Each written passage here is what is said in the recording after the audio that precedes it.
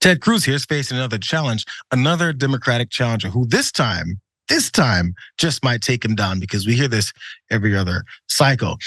This time, this Democratic opponent is out fundraising him already, and that's always the basis when it comes to, of course, American politics, the reasons behind someone having potential success. I hate it, but that's the way it is. Let's go to this from The Guardian. As reported by the Dallas Morning News and the Texas Tribune, the Democratic Congressman Colin Allred, Cruz's most likely opponent for re-election, reported $10.9 million raised since declaring his candidacy in May.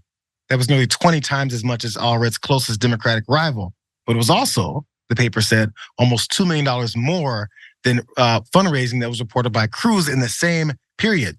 The hard-right Republican reportedly raised $8.8 million in the same period. Can we stop and bask in the depressive the information here that someone's raising $10.9 million in one period, Ted Cruz is raising $8.8 million in another period to run for office again and do the same things that he's been doing this whole time?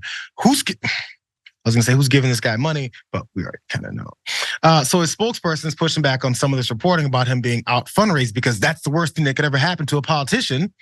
In an email to The Guardian, a spokesperson for Cruz contested these reported figures, pointing to a Fox News report earlier in October, which said the senator brought in $5.4 million during the July to September third quarter of 2023 fundraising, up from the $4.4 he raised during the April to June second quarter of fundraising, and the $1.8 million he brought in during the first 3 months of 2023. Okay, whatever. He brought in several millions of dollars as well too. Again, what does that translate to have to do with what you're going to do in representing the folks that are in your state? You know, when he ran off to Cancun, people gave him trouble for it. And he's like, it was just a trip. Bro, how much do you actually connect to your voters? Or is it that you're sitting back, raising money and bragging about that, and that being the only qualification that we think someone's supposed to have when it comes to being an elected official?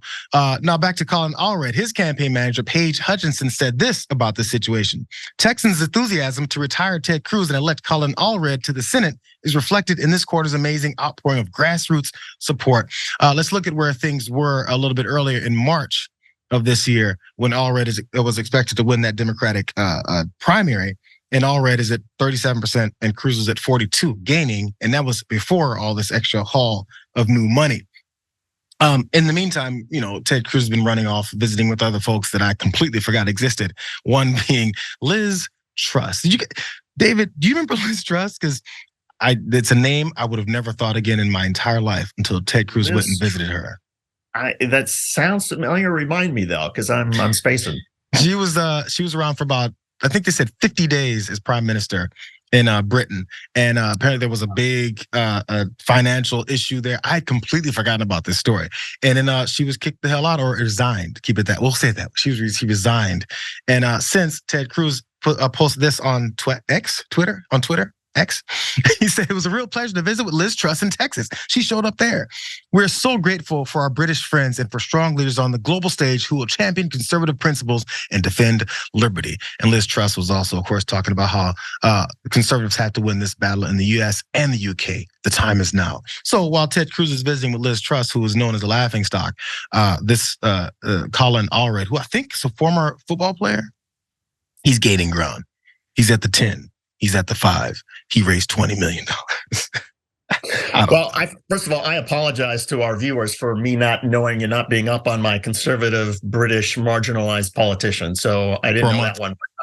First of all, what's so interesting about Colin Allred is you're right. I'm a former football player. He has a really interesting story, very dynamic, great speaker. But I have a feeling that his ceiling is only going to get higher in terms of fundraising, because a lot of the money that I think he's getting is a sort of an anti-Ted Cruz donation. There are a lot of people out there, even in Texas, who say Ted Cruz is a clown. He's a laughingstock. I keep going back to that, a couple of weeks ago when the FDA suggested, people should only have a couple of beers a day or whatever it was. And there was Ted Cruz in a bar saying, I'm going to drink as much beer as I mean, this guy is an absolute embarrassment. And so I think there are a lot of people across the country who just reflexively, I guess, I'm going to give money to Ted Cruz's opponent, no matter who it is.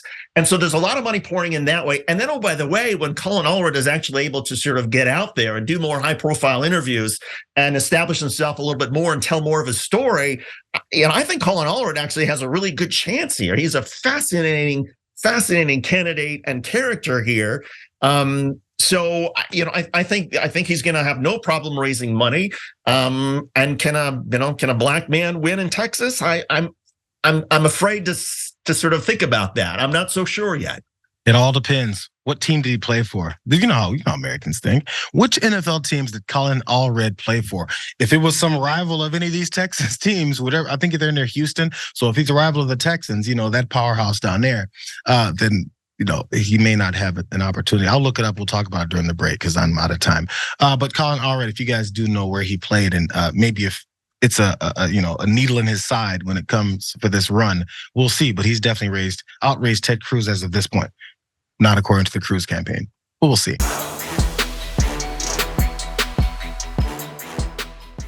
Check out the Damage Report podcast each day, wherever you get your podcasts, whether Pocket Casts or Stitcher or iTunes.